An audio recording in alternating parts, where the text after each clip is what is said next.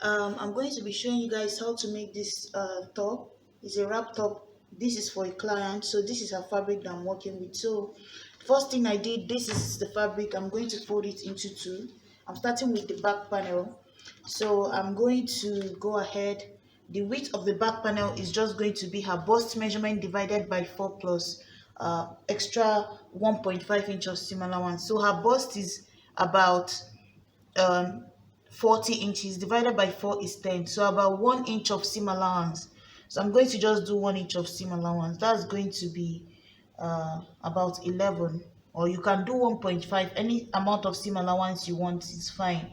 So then after that, the next thing I'm going to mark is going to be her shoulder to waist, which is 17, but I'm going to add one to it and make it 18. So mark that here. So guys, now this is the rectangle that I need for my pattern. The width is just the bust divided by 4 plus extra 1.5. The length is just the um shoulder to waist. That's the half length plus 1 inch. That's basically it. So now what I'm going to do here is just to insert her shoulder measurement, which is 16 divided by 2. I'm going to use 8. Mark that. Just draw out your basic bodice, come down, mark 1 inch, insert her armhole, which is going to be about 9 inches from here. Her armhole divided by 2, insert that here.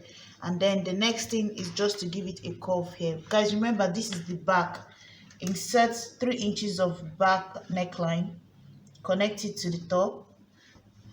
So that's basically the back panel here. And then from here you insert her that nipple to nipple measurement is what you're going to use here. For me, that's 8 divided by 2 is 4. Mark that. And then you're going to be inserting her waist measurement divided by 4. So that's going to be 33. So divided by 4 is going to be about 8.25. So you're going to mark that. Insert 2 inches of seam allowance here. 1 inch of that and 1 inch of side seam. So connect it to the bust. And then for the dart, you're going to mark half an inch on each side. Guys, this is just basic bodies that you're marking here. And then the dart at the back is going to go all the way up to the chest line, which is here. Connect it this way, and then you're going to mark your dart half an inch on both sides. So this is basically my back panel. So all I have to do is just to go ahead and cut out the excess on the side this way. So guys, after that, I'm going to just go ahead and cut out the neckline, about 1 inch of neckline for the back.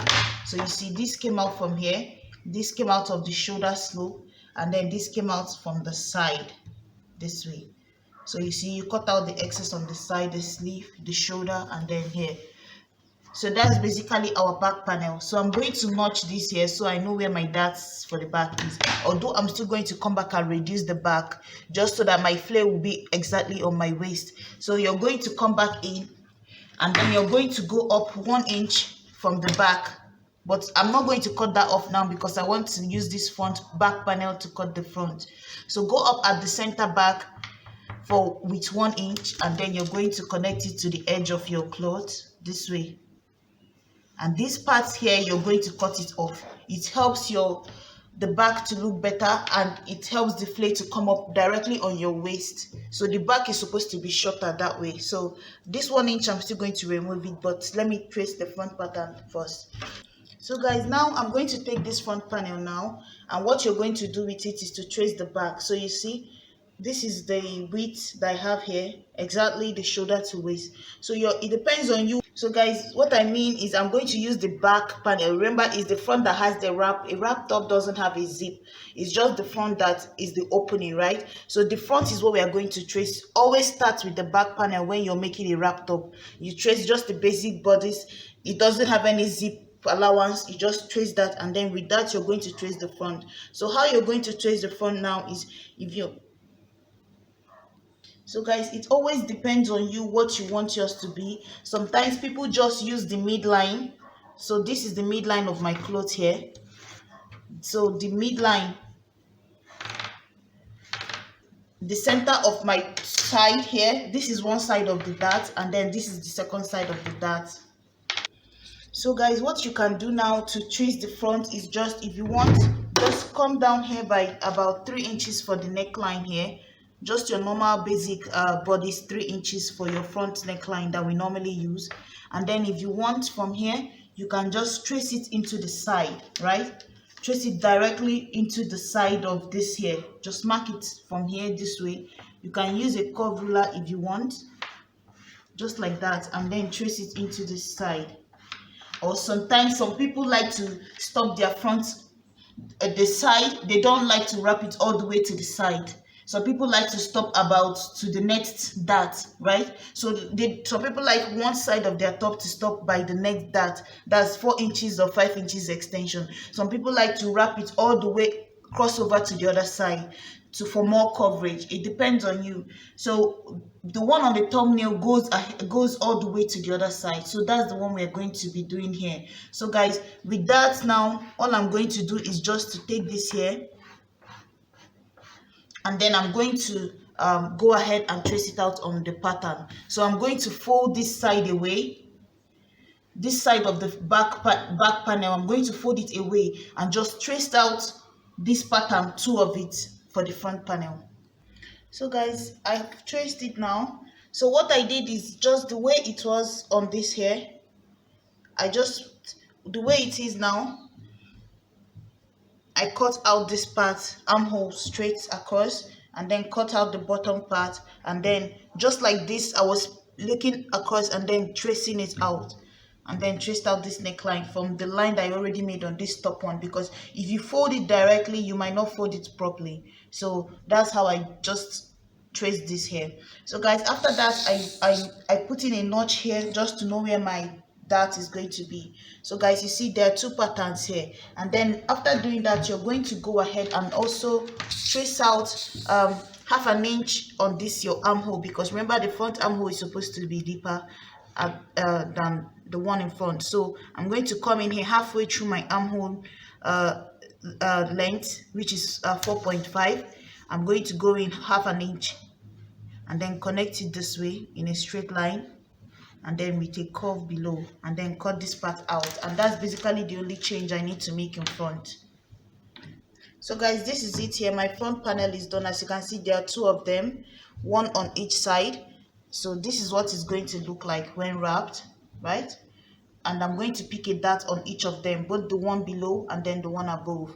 So guys, this is it here. And then for the back panel, don't forget to go back in and cut off that 1 inch I told you guys about. So this 1 inch at the back that blends into the waistline, I'm going to cut it off now.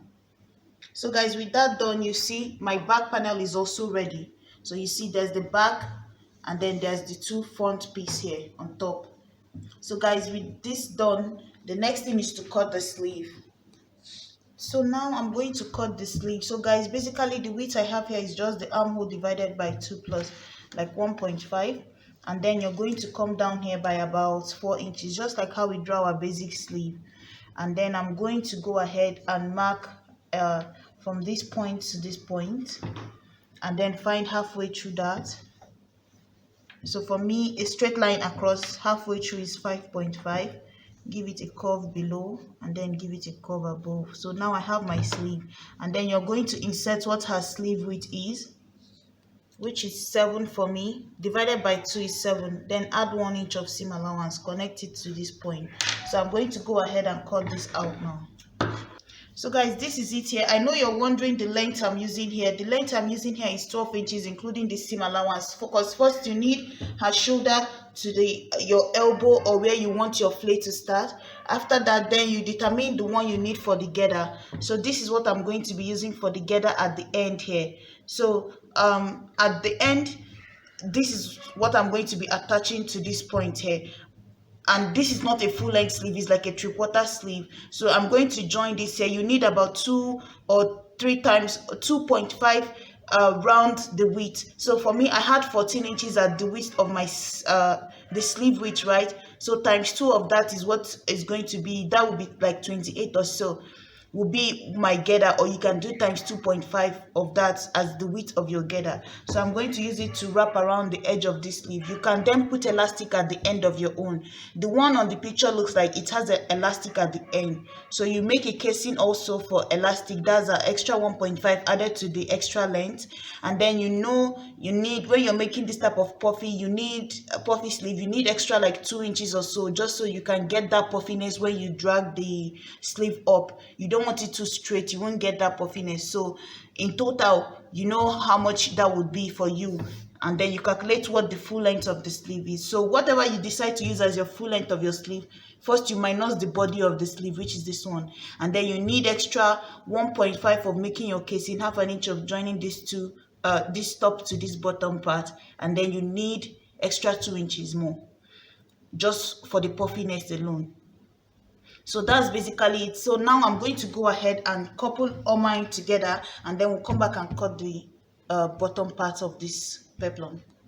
Okay, I've coupled everything together. So guys, the next thing I have to do now is just to measure the waist. So I'm going to start from one side here of this here, and then you see how I attached my belt. You know that edge here, I reduced it to the point where my belt can fit in, and you see there's still half an inch at the edge of my belt. So you're going to cut off the excess at the end, because you know it goes down to an angle, like a very sharp angle, and there's no way you can attach a belt to that point. So you have to cut it to the point where you can fit in a belt, fold the edge and insert a belt there, except you're using lining, then you put the belt in between the lining. So guys, after that, I use bias also for my neckline. So the next thing I'm going to do now is just to go ahead and measure round the waist here, and also remember to pick your dart on both of them. Measure round the waist up to the other side and come back to the other end of the belt, and then after that, whatever you get, that's what we are going to use to cut the bottom of the peplum.